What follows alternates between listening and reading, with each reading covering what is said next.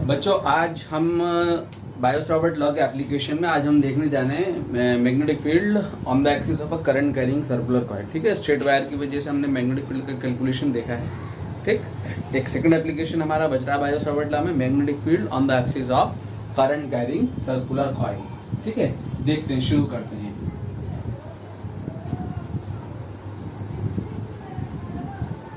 ये हमारी current carrying circular coil है। मैंने ऐसे सर्कुलर कॉइल बनाने का क्या मतलब है बच्चों, अगर ऐसे सर्कुलर कॉइल बना रहा हूं मैं तो इसका मतलब ये है, ये ओवल शेप मैंने दिया है। दिस मीन्स दैट ये कॉइल जो है बोर्ड के प्लेन के परपेंडिकुलर ऐसे रखी हुई है। ठीक है, ऐसे कॉइल है। अगर बोर्ड के प्लेन में बनाए तो आपको ये सर्कल दिखेगा, ऐसा दिखेगी कॉइल। ठीक, ऐसी कॉइल है ये, इसमें करंट कैरिंग कॉइल है। और अगर मैं इसी कॉइल को बोर्ड के परपेंडिकुलर बनाऊं तो बोर्ड के परपेंडिकुलर ऐसे बनेगी। ठीक है बच्चों, तो जब बोर्ड के परपेंडिकुलर ऐसे बनेगी तो ये वाला जो कर्वेचर है ये आपके सामने है, ध्यान देना, ये ऐसे सामने, ये सामने वाला कर्वेचर है। और ये जो है बैक है, बैक ऑफ द बोर्ड है, बोर्ड के पीछे वाला कर्वेचर है। ठीक, तो अगर ये ऐसे समझ गए ना, ये आपके सामने है और ये पीछे है। तो हमारे पास ये कॉइल है करंट कैरिंग सर्कुलर कॉइल, इसमें करंट फ्लो कर रही है, कहीं ऐसे मान लो ऐसे करंट फ्लो कर रही है इन दिस कॉइल। ठीक है, ये कॉइल हमारी ये आर रेडियस का कॉइल है, radius of the coil is R. ठीक, ये मैं इस कॉइल को वाईजेड प्लेन में ले लेता हूं, वाईजेड प्लेन में। This coil is placed in YZ plane.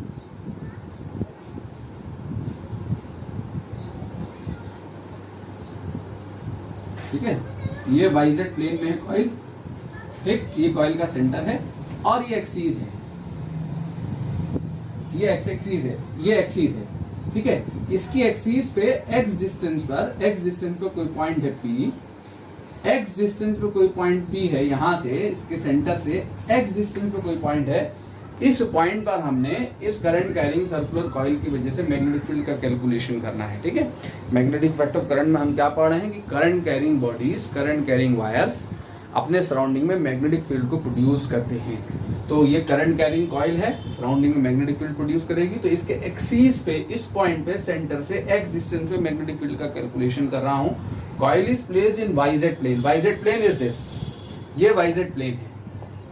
ठीक है, ये जो सामने वॉल है मेरी, ये वाईजेड प्लेन है। इस वाईजेड प्लेन में कॉइल, सर्कुलर कॉइल रखी हुई है, इसके सेंटर से एक्स डिस्टेंस पे मैग्नेटिक फील्ड का कैलकुलेशन करना है। ठीक है बच्चों, तो मैंने आपको क्या बताया था, मैंने आपको बताया था कि हमारा जो बायो-सॉवर्ट लॉ है वो किसके लिए वैलिड है, वो वैलिड है पॉइंट एलिमेंट के लिए, पॉइंट एलिमेंट के लिए वैलिड है, पॉइंट करंट एलिमेंट के लिए वैलिड है, पॉइंट साइज के। और वो पॉइंट साइज के जो करंट एलिमेंट है वो आइडियल है। अगर कोई कर्व शेप का वायर है तो कर्व शेप के वायर के अगर किसी भी पॉइंट पे, मान लो सर्कुलर कॉइल है, मुझे इस पॉइंट पे अगर एलिमेंट चाहिए तो इस पॉइंट पे जो एलिमेंट होगा आइडियल, वो कहाँ होगा, इस पॉइंट पे एलिमेंट की जो दिशा होगी वो ये होगी ए बी। अगर ये आइडियल ये एलिमेंट है तो इस पॉइंट पे टेंजेंट की डायरेक्शन में होगी, अगर मैं इसको ए बी एलिमेंट कह दूं। ठीक है, ये ए बी की जो लेंथ है वो डीएल है। कितना होगा ये, इनफाइनाइटेसिमली स्मॉल लेंथ, एक पॉइंट होगा, एक सिंगल पॉइंट होगा ऑन दिस कॉइल। ठीक है, अगर मैं इसी एलिमेंट के, अगर ये कॉइल है, इसको अगर मैं इस प्लेन में समझे अगर इस बात को, ये आर रेडियस का कॉइल है, जरा ध्यान से देखें, ये आर रेडियस का कॉइल है, इसके सेंटर से एक्स डिस्टेंस पे, अगर ये वाईजेड प्लेन है, बोर्ड को अगर मैं वाईजेड प्लेन ले लूं तो ये एक्स एक्सिस हो जाएगी, कॉइल वाईजेड प्लेन में है, ये वाई एक्सिस हो गई, ये वाई एक्सिस हो गई, ये आपकी एक्स क्रॉस वाई जेड, ये जेड एक्सिस हो गई। ठीक है, ये आपकी जेड एक्सिस हो गई। ठीक है, और ये तब आपकी क्या हो जाएगी, एक्स एक्सिस हो जाएगी। Coil is in YZ plane. तो एक्स डिस्टेंस पे पॉइंट है P, यहाँ पे मैंने फील्ड निकालनी है। तो हमें क्या करना होगा, हमें जो बायो-सॉवर्ट लॉ है वो छोटे से एलिमेंट के लिए वैलिड है। तो हमें सबसे पहले इस कॉइल पे एक छोटा सा इनफाइनाइटेसिमली स्मॉल एलिमेंट कंसिडर करना होगा।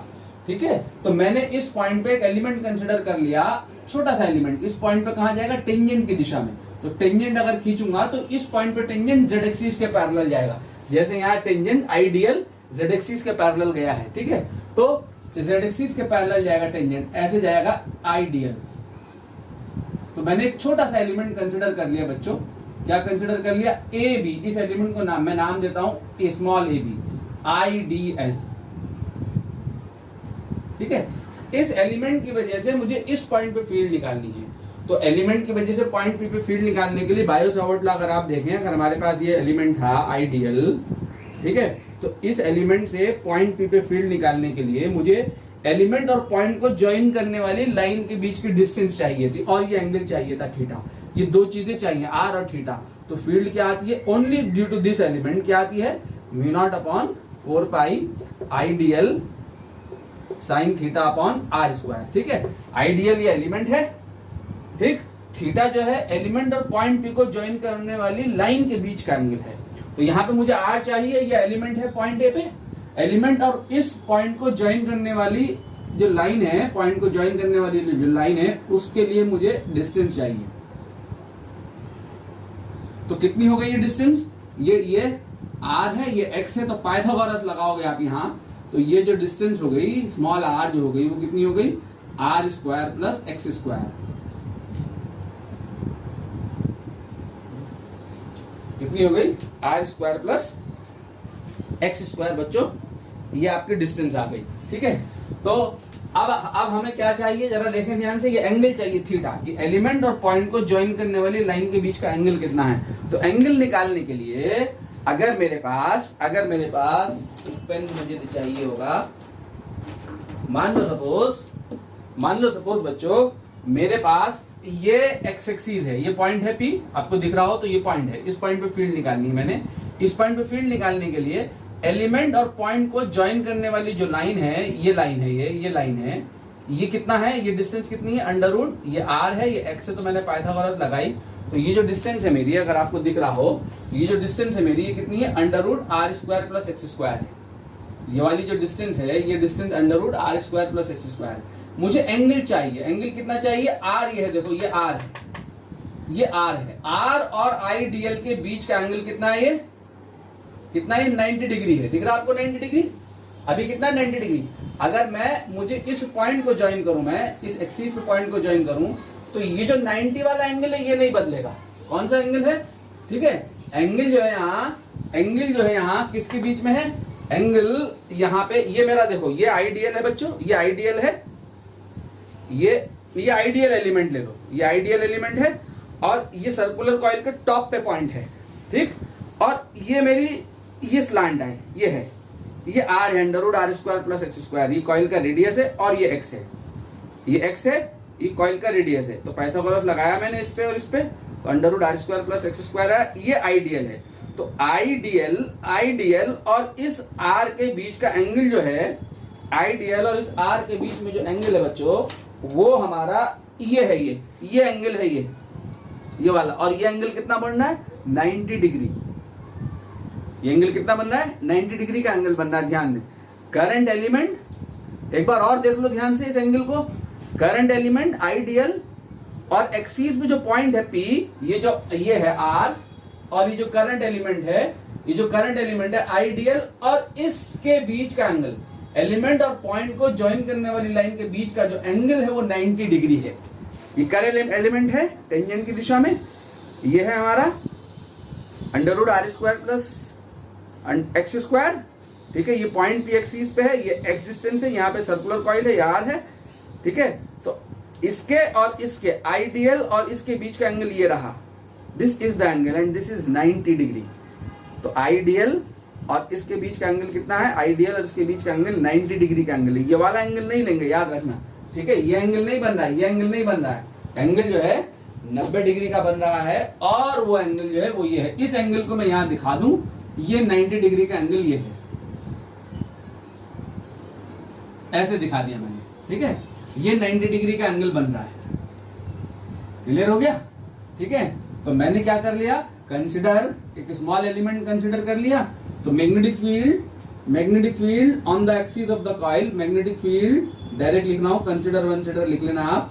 तो magnetic field at P due to small element, small कौन सा एलिमेंट? Current element A B on circumference of coil, तो कॉइल के सरकमफेरेंस में जो एलिमेंट है उसकी वजह से जो मैग्नेटिक फील्ड है बच्चों वो कितनी है, dB is equal to mu naught upon 4 pi IDL sine theta, theta here is 90 degree upon r square, r here is under root x square plus r square का whole square, x square plus r square या r square plus x square whatever जो भी लिखो, ठीक है, under root r square plus x square का whole square, ठीक है। ये जो है हमारा फील्ड है, तो dB जो है वो कितनी आएगी, dB is equal to mu naught upon 4 by IDL upon r square plus x square, ये हमारी फील्ड आ गई, ठीक है। अब हमें क्या देखना है, यहाँ पर ये फील्ड निकल आई, 90 डिग्री एंगल बन रहा है, ये आपकी समझ में आ गया, R इतना है, ये क्लियर हो गया, बायो-सावर्ट लॉ लगाया मैंने। अब मैंने इस फील्ड की डायरेक्शन को चेक करना है कि फील्ड कहाँ है। तो फील्ड की डायरेक्शन निकालने के लिए मैंने क्या कहा था कि हम राइट हैंड पाम रूल का इस्तेमाल करते हैं। राइट हैंड पाम रूल का इस्तेमाल कैसे करेंगे, राइट हैंड पाम रूल का इस्तेमाल ऐसे करेंगे कि करंट की डायरेक्शन में हम रखेंगे थंब को, करंट की डायरेक्शन में हम रखेंगे थंब को, ठीक। वो पॉइंट जिस पॉइंट पे हमने मैग्नेटिक फील्ड की डायरेक्शन निकालनी है उस पॉइंट की तरफ रखेंगे इस फिंगर को, ठीक है। फिंगर को रखने के बाद पाम को पुश करेंगे, पाम पे जो पुश होगा वो हमें किसको बताएगा, मैग्नेटिक फील्ड की डायरेक्शन को बताएगा। बच्चों बता चुका हूं, अगर मेरे हाथ में एक करंट कैरिंग वायर है और करंट इस डायरेक्शन में फ्लो कर रही है, इस डायरेक्शन में फ्लो कर रही है, तो करंट की डायरेक्शन में रखूंगा थंब को, और अगर मैग्नेटिक फील्ड के इसके ऊपर अगर मैंने फील्ड वो निकालनी है, इस पॉइंट पर अगर मैग्नेटिक फील्ड की डायरेक्शन निकालनी है तो इधर रखूंगा थंब को, इधर रखूंगा फिंगर्स को, उधर जिधर फील्ड निकालनी है उधर फिंगर को, पाम को पुश करूंगा, पाम पे जो पुश होगा वो मैग्नेटिक फील्ड की डायरेक्शन को बताएगा, ठीक है बच्चों। तो एक बार और कि राइट हैंड पाम रूल लगाते हैं, करंट की डायरेक्शन में थंब, उस पॉइंट की तरफ फिंगर, जिधर मैग्नेटिक फील्ड निकालनी है पाम को पुश करेंगे, पाम पे जो पुश होगा वो, यानी पुश मींस परपेंडिकुलर दिशा में मैग्नेटिक फील्ड होगी।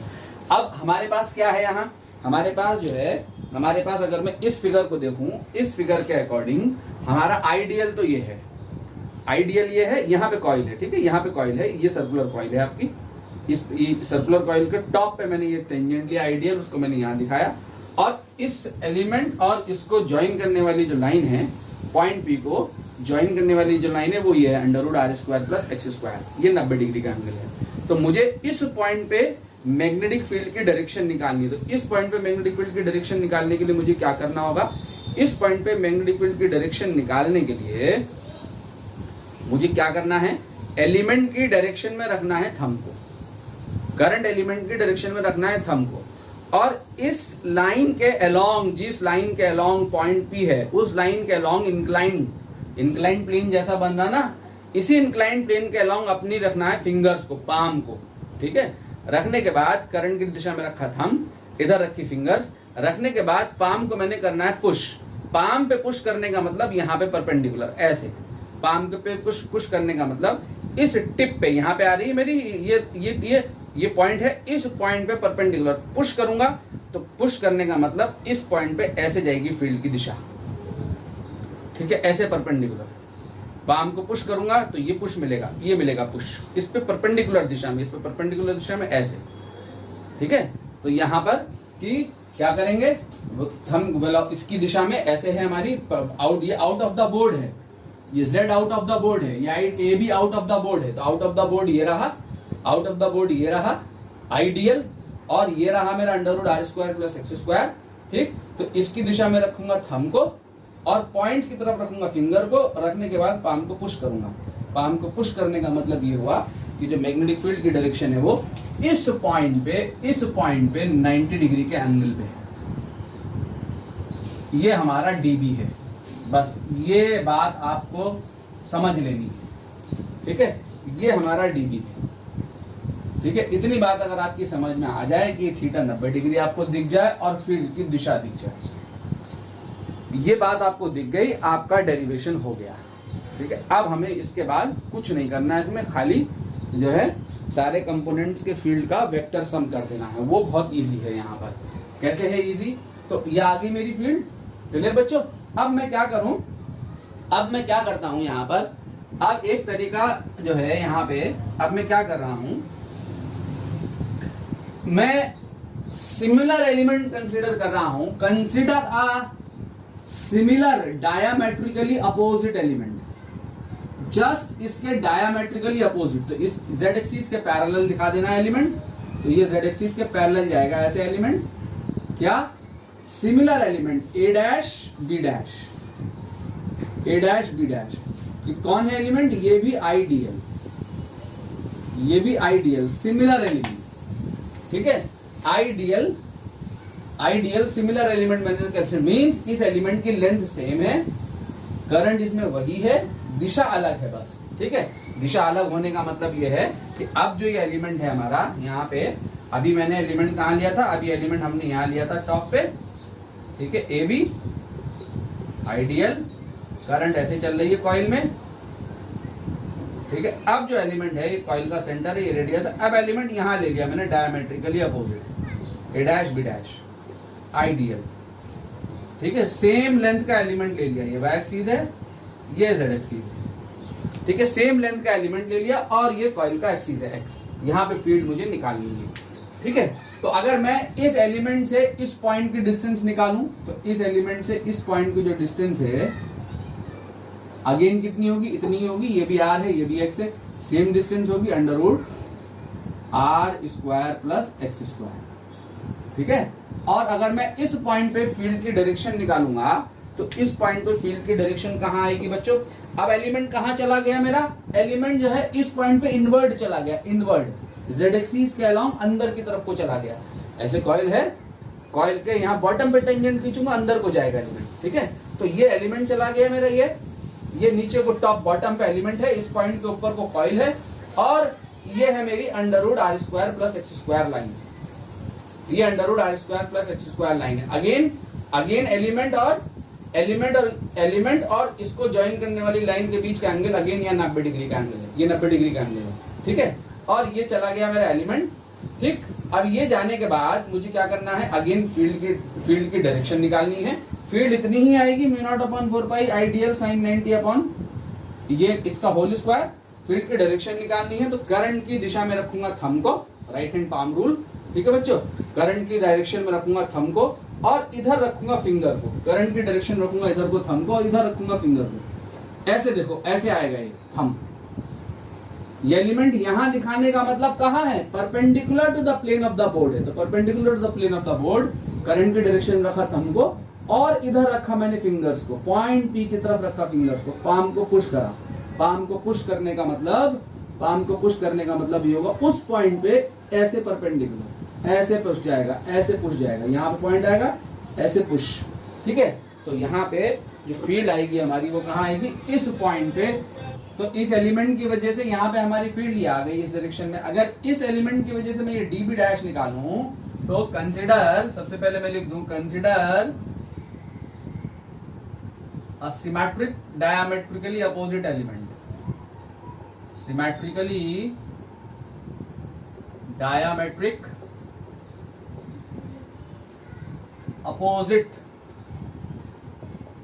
opposite element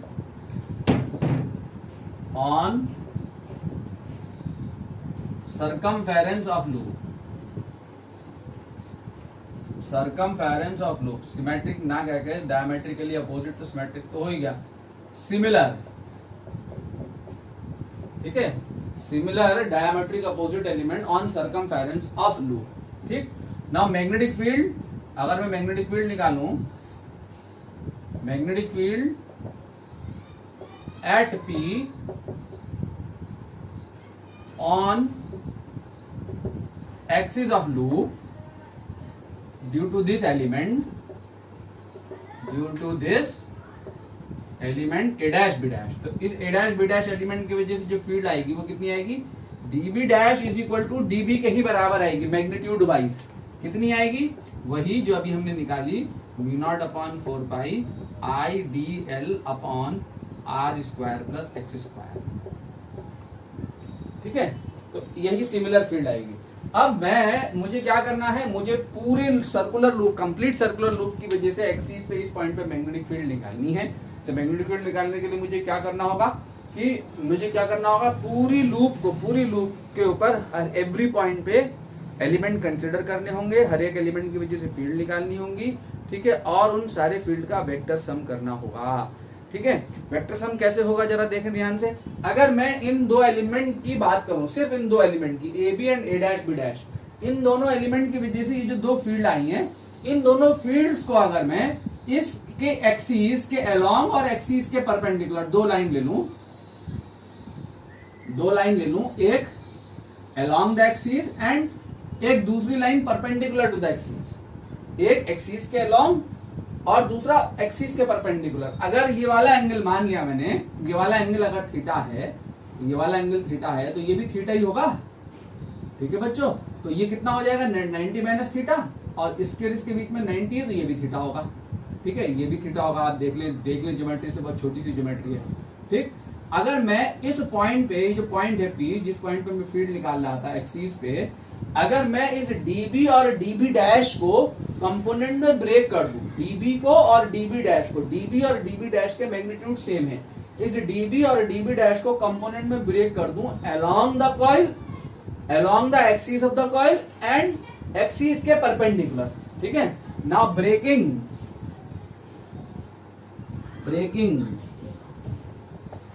dB and dB dash into components,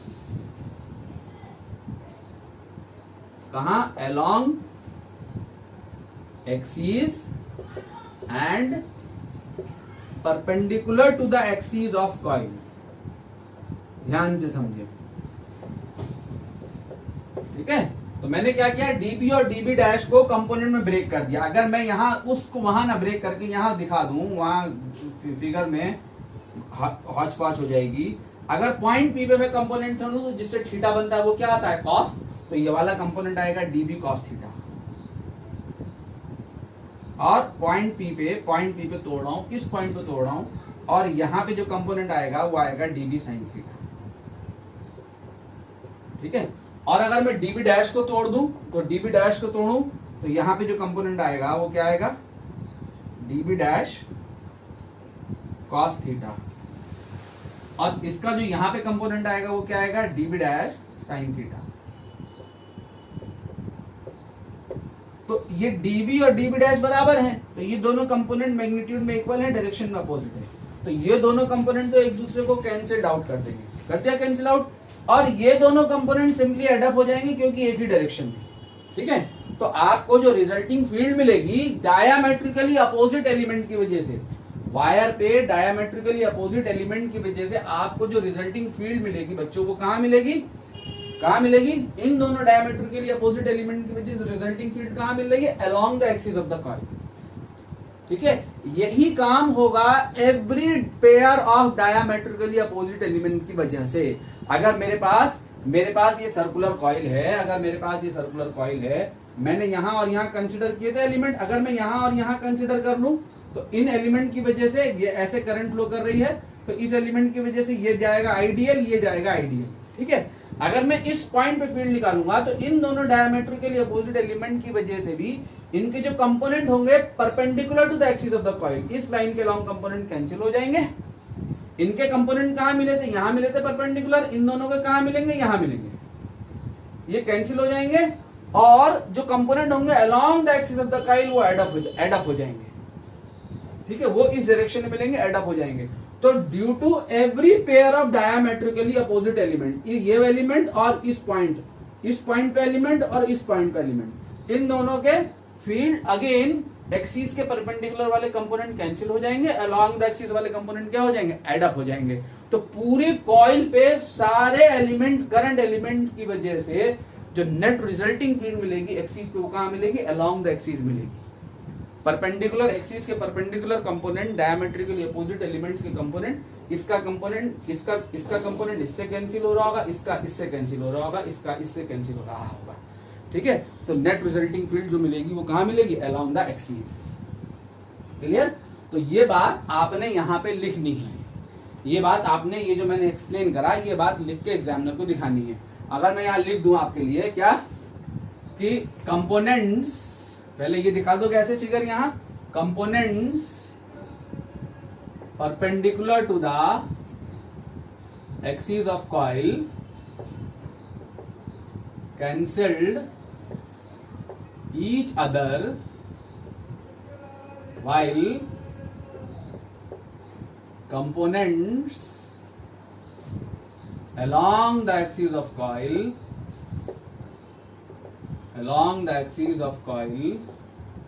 get added. ठीक है ना. Similar will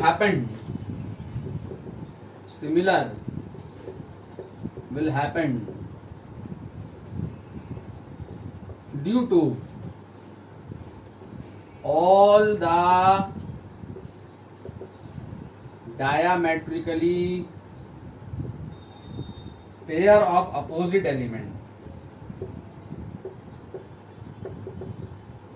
element on the circumference of coil. ठीक है. So resultant field due to whole coil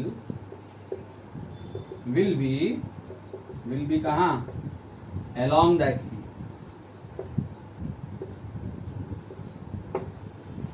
ठीक है बच्चों.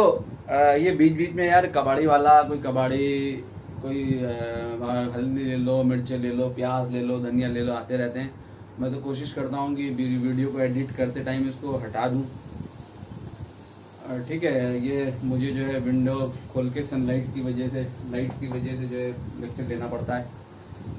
तो थोड़ा बीच में अगर कहीं सब्जी प्याज की आवाज़ आ रही है तो उसे एडजस्ट कर लें. हैं, उसे इग्नोर कर दें.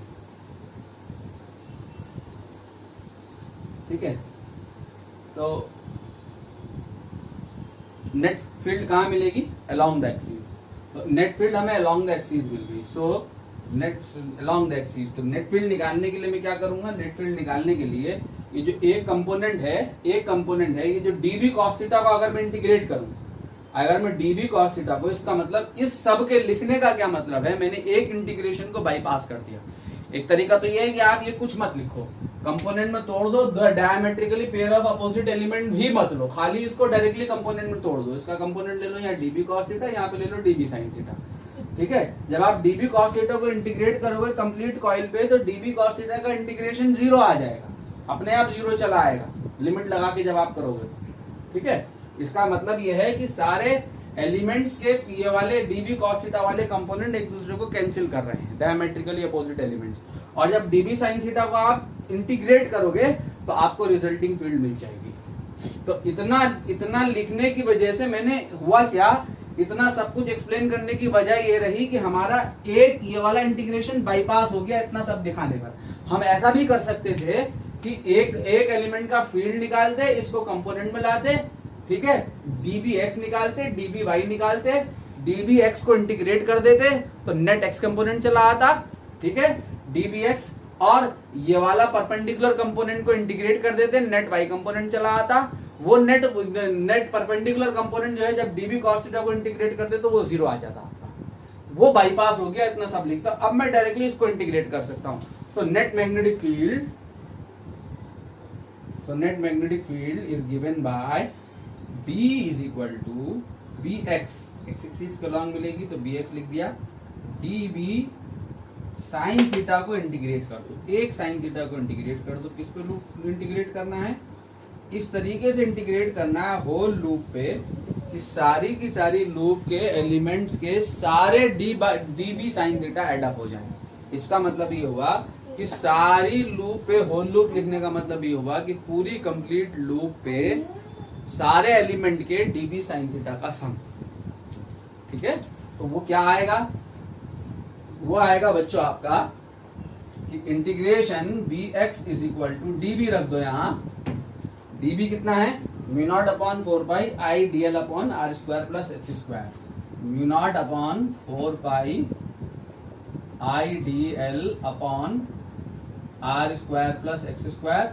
और cos थीटा यहां से उठा के रखो. cos theta is base is x upon hypotenuse under root are square plus x square. cos theta, sorry sine theta, not cos theta. Sine theta उठा के रखो. साइन थीटा कितना है? Perpendicular upon hypotenuse, r upon under root are square plus x square. ठीक है, तो bx क्या आएगा, सर्कुलर लूप, पूरी सर्कुलर लूप पे इंटीग्रेट करना है।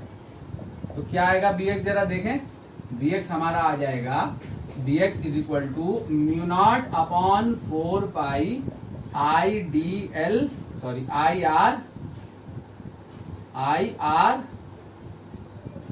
Upon are square plus x square. यहाँ पावर कितनी है 1, यहाँ कितनी है हाफ, 3/2 हो गया, ये बाहर आ गया। इंटीग्रेशन ऑफ डीएल, इंटीग्रेशन में ओनली डीएल बचा, पूरी सर्कुलर लूप पे इंटीग्रेट करना है। ऐसे ऐसे डीएल कहां से कहां तक होंगे, ए पे 0 मान मार्क करा, 0 से शुरू करके पूरा घूम के आओगे 2 पाई आर तक। ठीक है, 0 से 2 पाई आर तक आप इंटीग्रेशन लगाओगे तो लूप पे जितने भी एलिमेंट हैं वो सारे एलिमेंट कवर अप हो गए, पूरा घूम गए लूप पे। ठीक है, तो bx इज इक्वल टू, ये सारे कॉन्स्टेंट है, कॉन्स्टेंट का इंटीग्रेशन नहीं होता, वो बाहर निकाल लेते हैं। तो mu naught upon 4 pi I r upon are square plus x square की पावर 3/2 इनटू क्या आ जाएगा इसका इंटीग्रेशन, इसका इंटीग्रेशन आ जाएगा 2 पाई आर। ठीक है, डीएल का इंटीग्रेशन हो जाएगा L, upper limit minus lower limit करोगे तो 2 पाई आर आएगा। ठीक है, तो 2 पाई आर आने के बाद ये 2 पाई से ये कटने के बाद 2 बचा, तो आपका फील्ड आ गया mu naught upon 2 I are square upon are square plus x square की पावर 3/2।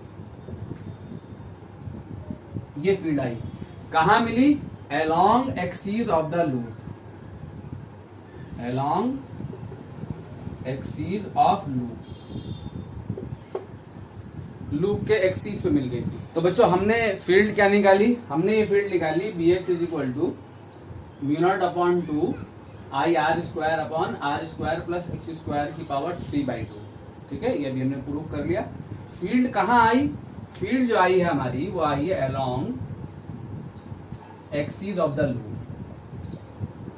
ठीक, अलोंग एक्सीस ऑफ लूप आई। अब मैंने इस फील्ड की डायरेक्शन को निकालना है। फील्ड की डायरेक्शन निकालने के लिए डायरेक्शन को दिखाने का क्या तरीका है, डायरेक्शन को निकालने का तरीका यह है कि ये मेरी करंट कैरिंग सर्कुलर कॉइल है, ध्यान दें, ये मेरी करंट कैरिंग सर्कुलर कॉइल है, इसमें ऐसे करंट फ्लो कर रही थी, मैंने इसके सेंटर पे फील्ड निकालनी है। तो सेंटर पे फील्ड, एक्सीस पे फील्ड निकालनी है, तो एक्सीस पे ये पॉइंट है। फील्ड निकालने के लिए मुझे क्या करना है, फील्ड निकालने का बड़ा आसान तरीका है।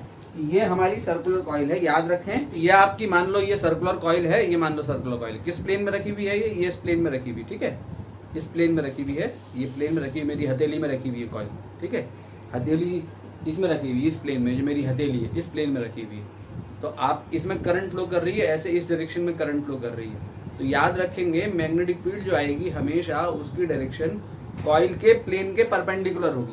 कॉइल मेरी प्लेन हथेली में है तो कॉइल के प्लेन के परपेंडिकुलर ये है डायरेक्शन। तो मैग्नेटिक फील्ड जो आएगी करंट कैरिंग सर्कुलर कॉइल की वजह से जो मैग्नेटिक फील्ड होगी वो ऑलवेज होगी perpendicular to the plane of the coil. ठीक है, अगर कॉइल इस प्लेन में है तो परपेंडिकुलर या तो ऊपर को या ऊपर को होगी या ऐसे नीचे को होगी, कहीं भी हो सकती है, ऊपर नीचे कहीं भी हो सकती है।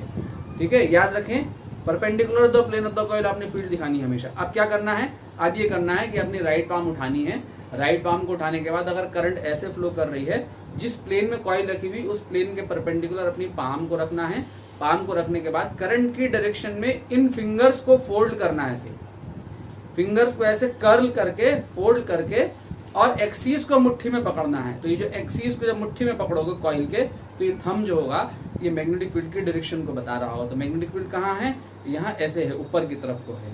ठीक है, अगर करंट ऐसे फ्लो कर रही हो तो मैग्नेटिक फील्ड कहाँ है, नीचे को है। अब यहाँ जो कॉइल रखी हुई है वो हमारी कैसे रखी हुई, ऐसे रखी हुई, ऐसे बच्चों, ऐसे रखी हुई perpendicular to plane of the board. और जब perpendicular plane of the board आपकी कॉइल रखी हुई है तो ये फेस कहाँ है आपका, आपके सामने ये वाला है। इसमें करंट है कैसे, ऐसे है, देखो ऐसे। तो करंट कॉइल में इधर से देखने पे ऐसे फ्लो कर रही है, ठीक है, उधर से देखोगे तो ऐसे फ्लो कर रही है। ठीक है, कॉइल की उधर से जो डायरेक्शन है वो एंटी क्लॉकवाइज है, उधर इधर से देखने पे कॉइल एंटी क्लॉकवाइज है, और इधर से देखने पे कॉइल क्लॉकवाइज है, ठीक है, ऐसे फ्लो करे। तो आपको क्या करना है, इसके परपेंडिकुलर रखना है पाम को, और राइट पाम को परपेंडिकुलर रखने के बाद करंट की डायरेक्शन में इसको फोल्ड करना, फिंगर्स को कर्ल करना है, और कर्ल करके एक्सिस को मुट्ठी में पकड़ लेना है। तो यहाँ पे जो मैग्नेटिक फील्ड है वो कहाँ है, अलोंग द एक्सिस, इधर को है। अब अलोंग द एक्सिस इधर को कहाँ है, इधर को फील्ड इस पॉइंट पे यहाँ है, ये है डीबी, ये है डीबी फील्ड बी एक्स, ठीक है। अगर पॉइंट यहाँ है सेंटर पे तो भी यहाँ है बी एक्स, अगर पॉइंट इधर है तो भी इधर है फील्ड। फील्ड लाइंस याद करो, आपने फील्ड लाइंस 10th में ड्रॉ करी थी, along the axis Sidhi straight line मिलती थी। ऐसे कर्ल करेंगे तो आपको एक्सिस पे फील्ड मिल जाएगी। अगर आपकी कॉइल ऐसे है, मान लो अगर आपकी कॉइल ऐसे है आपकी कॉइल, इसमें ये करंट फ्लो कर रही है आई, तो ये वाला जो है ये अगेन बोर्ड के परपेंडिकुलर ऐसे रखी हुई है, ठीक है, ऐसे करंट जा रही है। तो करंट की डायरेक्शन में पाम को परपेंडिकुलर रख के ऐसे कर्ल करोगे, तो फील्ड कहाँ आएगी, अपवर्ड डायरेक्शन में, perpendicular to the plane of the coil आएगी। तो यहाँ पे फील्ड जो होगी वो कहाँ होगी, ऐसे होगी, अपवर्ड डी एक्स, ठीक है, ऐसे फील्ड निकाल सकते हैं। If coil has n turns, if coil has n turns, अगर कॉइल में n टर्न्स है तो इसको n से मल्टीप्लाई करोगे तो bx हमारा आएगा mu naught upon 2 ni r square upon r square plus x square to the power 3/2। बच्चों कॉइल में अगर n टर्न्स हैं तो फील्ड का एक्सप्रेशन यही रहेगा, हर एक टर्न पॉइंट पे एक्सिस पे फील्ड प्रोड्यूस करेगा, तो फील्ड कितना हो जाएगी, n टाइम्स हो जाएगी, ठीक है। दैट नंबर ऑफ टर्न से जो यहाँ पर क्या कर देंगे, मल्टीप्लाई कर देंगे, ठीक है। At the centre of coil, अगर कॉइल के सेंटर पे हमें फील्ड निकालनी है, एट, तीसरा पॉइंट है at centre of coil, at centre of coil. तो कॉइल के सेंटर के लिए x कितना हो जाएगा, 0। यहाँ पे सेंटर पे निकालना चाहता हूँ, वहीं आएगी ऊपर को ही, ऐसे ही आएगी सेंटर पे भी फील्ड, एक्सिस के अलोंग, जैसे यहाँ ये सेंटर पे है, एक्सिस के अलोंग आएगी। तो अगर आप इसमें x 0 पुट कर दोगे इस एक्सप्रेशन में, तो 0 पुट करने पर यहाँ पे r square to the power कितना हो जाएगा, 3/2। तो 2 से 2 कैंसिल हो गया, r क्यूब बचेगा, देखो यहाँ नीचे डिनोमिनेटर में, और r क्यूब जब बचेगा तो एक r स्क्वायर कैंसिल होने के बाद आपकी फील्ड बचेगी bx is equal to mu naught upon 2 ni upon r, नीचे r क्यूब बचेगा, ऊपर एक r स्क्वायर है, ni अपॉन r। अगर कॉइल में एक टर्न है, सिंगल टर्न है, तो म्यू नॉट अपॉन 2 I/r, ठीक है। कॉइल के सेंटर पर मैग्नेटिक फील्ड है, तो ऐसे आ गया हमारा, और बायो सावर्ट लॉ लगा के भी डायरेक्टली प्रूफ कर सकते हैं। क्लियर हो गया। तो बच्चों 4 पॉइंट क्या है जरा देखें ध्यान से। 4th पॉइंट बहुत इंपॉर्टेंट है, ये आपके न्यूमेरिकल को सॉल्व करेगा। क्या ये है हमारा portion of a circular coil. Complete circular coil नहीं है, सर्कुलर कॉइल का पोर्शन है, इसमें करंट फ्लो कर रही है आई, आर इसका रेडियस है। ये पोर्शन सेंटर पे जो एंगल बना रहा है वो एंगल है थीटा। ये सर्कुलर पोर्शन सेंटर पे एंगल बना रहा है वो है थीटा। अगर ये सेमी सर्कुलर पोर्शन है तो थीटा आपका पाई होगा, 180 डिग्री पाई होगा। और अगर ये क्वार्टर सर्किल है तो थीटा क्वार्टर सर्किल के सेंटर पे कितना एंगल बना रहा होता है, पाई/2 होगा एंगल। अगर ये कंप्लीट सर्किल है तो थीटा कितना होगा, पाई होगा, ठीक है। तो फिगर शोज ध्यान दें, portion of circular coil carrying current, carrying current, ठीक है। करंट कैरिंग सर्कुलर कॉइल का पोर्शन ले लिया मैंने। तो magnetic field at the centre of this portion, magnetic field at centre, यहाँ पे इस पोर्शन के सेंटर पे जो मैग्नेटिक फील्ड होगी, इस एक्सप्रेशन को याद रखना, ये आएगी B is equal to mu naught upon 4 pi I upon R into theta. ये एक्सप्रेशन याद रखो, न्यूमेरिकल के लिए ये आपका बहुत ज्यादा इंपॉर्टेंट है, बार बार आएगा। न्यूमेरिकल के लिए बहुत ज्यादा इंपॉर्टेंट है, ये बार बार आएगा, mu naught upon 4 pi I upon r into theta, ठीक है। वेयर, एक पॉइंट ध्यान रखेंगे, where theta is in radian, theta को फिजिक्स में हमेशा रेडियन में पुट करते हैं, याद रखना, कभी भी डिग्री में नहीं रखेंगे। यहाँ पे थीटा 60 डिग्री 30 डिग्री 40 डिग्री नहीं रखेंगे, रेडियन में पुट करेंगे हमेशा, ठीक है। अगर एक कंप्लीट सर्किल हो तो कंप्लीट सर्किल के लिए थीटा कितना हो जाएगा, पाई हो जाएगा, ठीक है। थीटा कितना हो जाएगा कंप्लीट सर्किल के लिए, 2 पाई हो जाएगा, कंप्लीट सर्किल 360 डिग्री 2 पाई, और 2 पाई यहाँ रखोगे, 2 पाई 4 पाई काटोगे तो क्या आ जाएगा, mu naught upon 2 I by r. तो देखो यही आ जाएगा, mu naught upon 2 I by r, single turn के लिए। क्वार्टर सर्किल है तो 30 डिग्री का एंगल बना रहा है ये सर्कुलर पोर्शन, तो 30 डिग्री का एंगल बना रहा है ये पोर्शन, तो यहाँ पे कितना रख दोगे, 5/6, ठीक है। तो सेंटर पे फील्ड कितनी हो जाएगी, mu naught upon 64 I upon r. कहाँ आएगी, वैसे ही जैसे यहाँ डायरेक्शन निकाली है, परपेंडिकुलर रखोगे पाम को, करंट की डायरेक्शन में ऐसे कर्ल करोगे तो थंब जो होगा सेंटर पे मैग्नेटिक फील्ड की डायरेक्शन को बताएगा।